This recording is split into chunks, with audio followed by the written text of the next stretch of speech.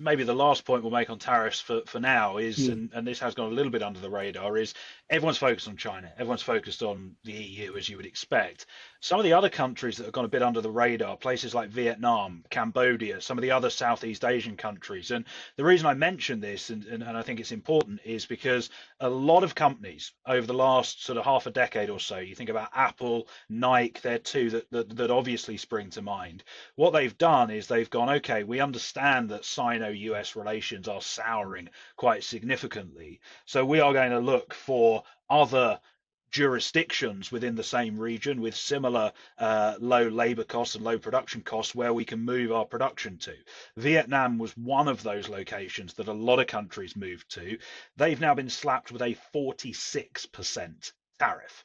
And I think that's gone a little bit under the radar because everyone's kind of going, oh, Vietnam, does anyone care? Well, actually, yes, because their trading relationship with the US has become humongous in recent years. And certainly in terms of Apple and Nike and a few of these other individual equities, they are, to put it politely, in a bit of a pickle at this moment in time.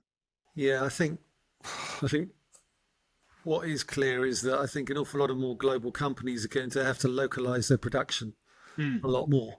yeah. So Asian production basically goes to Asia, US production goes to the US.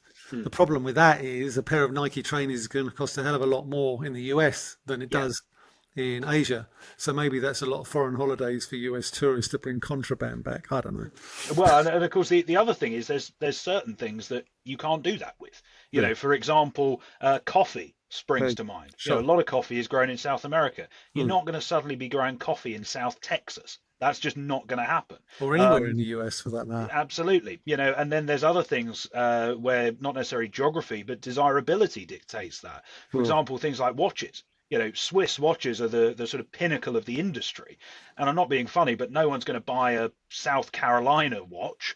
Everyone wants a Swiss made watch. So there are certain things where that reshoring and that localization just It's can't happen.